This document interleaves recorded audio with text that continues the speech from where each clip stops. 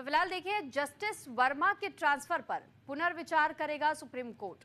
बार निकायों ने एफआईआर दर्ज न होने पर भी सवाल उठाए। जस्टिस वर्मा के घर भारी मात्रा में कैश मिले थे और ये कैश पूरी तरह इसे बरामद नहीं किया जा सका क्योंकि ये नोट जल चुके थे। भारत के मुख्य न्यायाधीश जस्टिस संजीव खन्ना ने 6 बार संघों के अध्यक्षों से मुलाकात के बाद से आश्वासन दिया कि दिल्ली हाईकोर्ट के जज जस्टिस यशवंत वर्मा के ट्रांसफर को वापस लेने की मांग पर विचार किया जाएगा।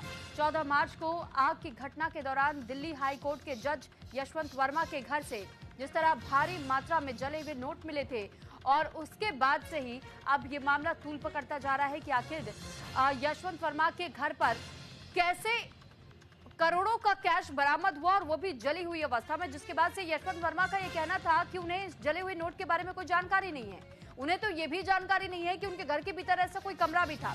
इसके बाद से देखिए, सुप्रीम कोर्ट कॉलेजियम ने उन्हें दिल्ली हाई कोर्ट से ही इलाहाबाद हाई कोर्ट स्थानांतरित करने का निर्णय लिया था। इलाहाबाद बार संघ के प्रमुख अनिल तिवारी ने कहा कि सीजेआई संजीव खन्ना ने जस्टिस यशवंत वर्मा के ट्रांसफर पर हमारी मांग पर विचार करने का आश्वासन दिया। हालांकि इलाहाबाद हाई कोर्ट की ओर से कहा यह भी जा रहा था, वकीलों की ओर से भी यह मांग की गई थी और यह कहा गया था कि हम बिल्कुल नहीं चाहते कि अगर कोई भी वकील या कोई भी जज भ्रष्ट हो वो इलाहाबाद हाई कोर्ट में आए या उसे किसी भी तरीके से स्थान दिया जाए। हालांकि देखिए, यशवंत वर्मा इस वक्त कई वकीलों से बातचीत भी कर रहे हैं, मुलाकात भी कर रहे हैं, उनसे भी राय मशवरे लिए जा रहे हैं कि अब आगे उन्हें क्या कुछ कदम उठाया जाना चाहिए।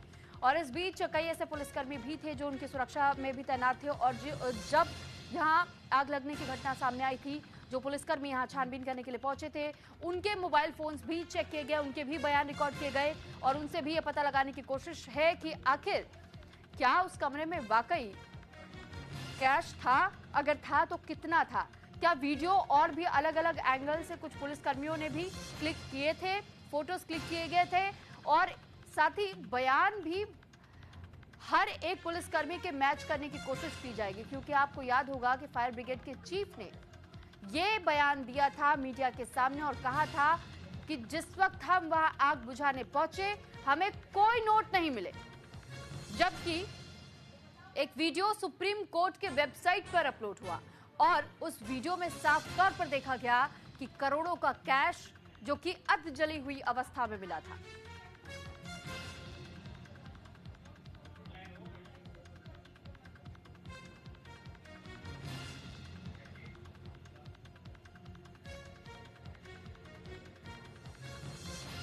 फिलहाल आपकी जानकारी के लिए बता दें कि जस्टिस वर्मा के ट्रांसफर पर पुनर्विचार करेगा सुप्रीम कोर्ट और इसी मामले को लेकर के सुनवाई भी होनी है। बार निकायों ने एफआईआर दर्ज करके ये मांग की थी। तो फिलहाल जस्टिस वर्मा के घर पर भारी मात्रा में जले हुए नोट मिलने के बाद से मामला गरमाया था और एफआईआर दर्ज न होने पर भी सवाल उठाए गए थे।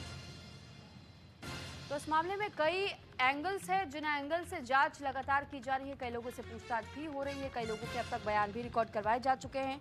जानकारी आपको दे रहे हैं कि किस तरह अब तक इस मामले में अलग अलग एंगल से पूछताछ हो रही है और साथ ही तमाम जानकारी जुटाने की कोशिशें की जा रही हैं।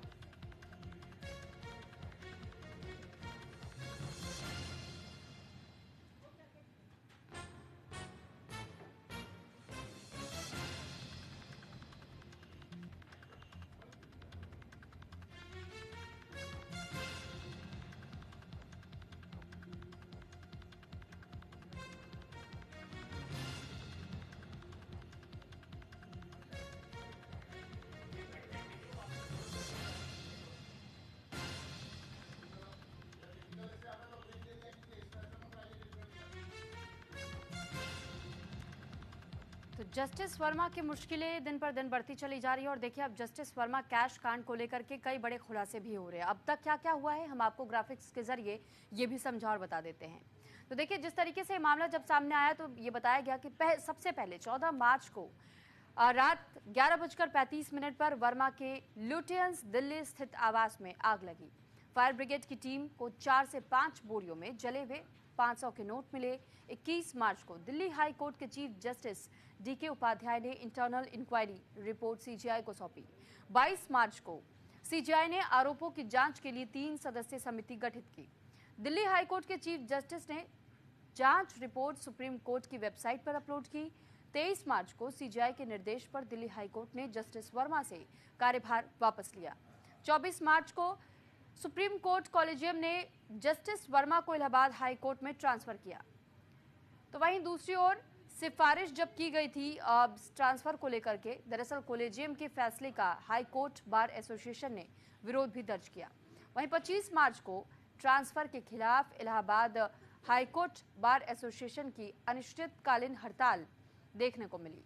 और 26 मार्च का जिक्र जब हम करते हैं तो इस दिन सुप्रीम कोर्ट की इन हाउस कमेटी पुलिस के साथ जस्टिस वर्मा के घर पहुंची। 27 मार्च को हाईकोर्ट बार एसोसिएशन के सदस्य सीजीआई खन्ना से मिले और जस्टिस वर्मा के ट्रांसफर पर पुनर्विचार की अपील की गई।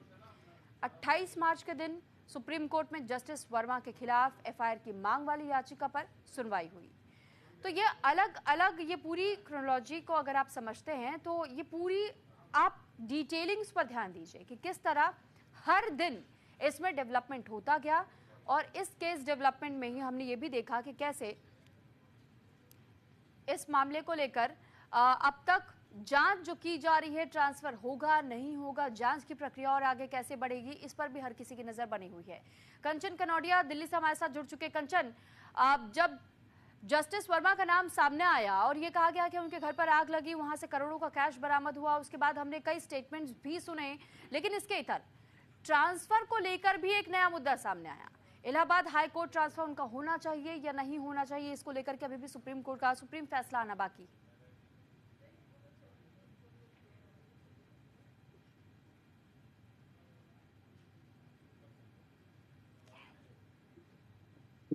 कंचन, आपका ऑडियो म्यूट है, ऑडियो अनम्यूट कीजिएगा।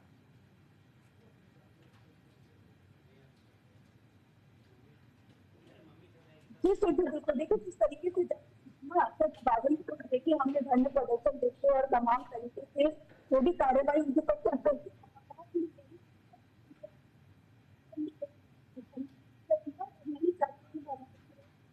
चलिए ठीक है कंचन, मुझे लग रहा है आप कहीं ट्रैवल कर रही हैं। बहुत धन्यवाद आपका हमारे साथ जुड़ने के लिए। और फिलहाल ये जानकारी आपको दे दें कि जस्टिस वर्मा के घर पर जिस तरह कैश कांड सामने आया और उसके बाद से हमने ये देखा कि लगातार अब उनकी मुश्किलें बढ़ती चली जा रही है। उनके ट्रांसफर को लेकर भी नए नए विवाद भी हम देख रहे हैं और इसको लेकर भी अभी भी अटकलें हैं कि ट्रांसफर होगा या नहीं होगा। तो अलविदा नमाज पर एआईएमपीएलबी की अपील सामने आई है। एआईएमपीएलबी ने भारत के मुसलमान